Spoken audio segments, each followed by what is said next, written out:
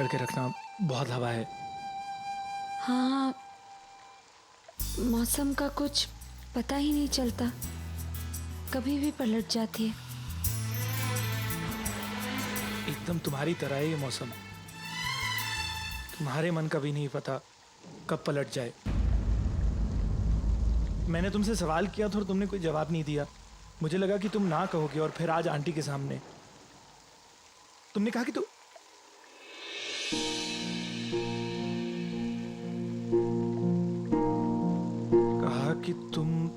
तैयार हो।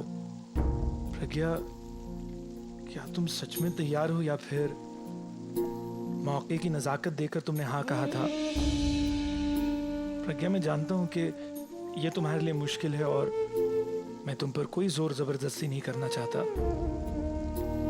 देखो, गलती तो मेरी है क्योंकि मैंने ही तुम्हारा भरोसा तोड़ा था, लेकिन अब सिर्फ एक मौका चाहता हूं अपनी गलती सुधारने का। और अगर मेरी बातों की वजह से तुम्हें परेशानी होती है तो मैं चुप हो जाता हूँ। मैंने माँ की खुशी के लिए नहीं, अपनी खुशी के लिए तुमसे हाँ कहा था।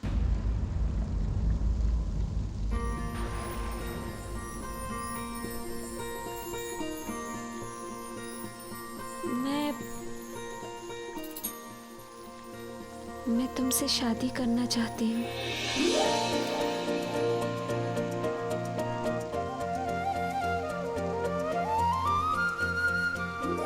अगर तुम शादी के लिए मुझसे नहीं भी कहते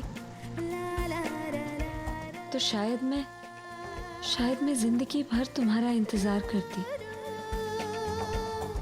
मैंने तो मान लिया था कि मेरे भाग्य में सिर्फ इंतजार करना लिखा है, लेकिन जब मेरा भाग्य मुझे एक और मौका दे रहा है, तुम मुझसे शादी करना चाहते हो, तो ये मौका मैं कैसे गवा दूं? मुझे हाँ कहने में इसलिए वक्त लगा क्योंकि मुझे लग रहा था कहीं खुद को मेरे साथ बांधकर तुम कोई समझौता तो नहीं करे, कहीं मुझ पर दया करके। प्रज्ञा, मैं कोई समझौता या फिर तुम पर कोई दया नहीं कर रहा हूँ, प्लीज ऐसा मत सोचो। और तुम जिसके भी घर जाओगी उसके भाग्य खुल जाएंगे, और वो कोई उल्लू ही होगा जो तुमसे शादी करने के लिए ना कहेगा।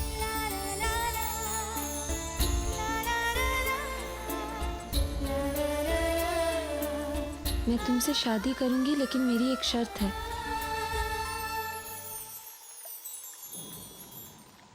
छतरी इस तरफ करो, मैं भीग रही हूँ।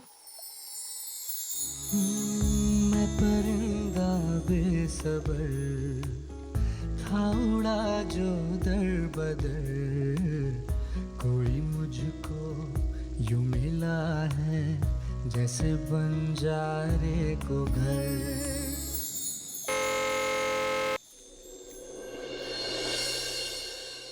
यहाँ पर लोग सड़क के बीच में क्यों खड़े हो जाते हैं?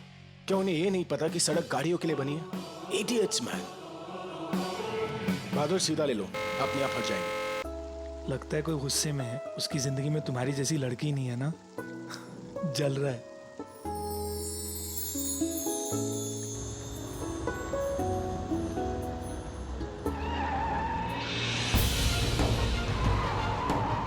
सुरेश, तुम? ये सड़क गाड़ियों के लिए बनी है।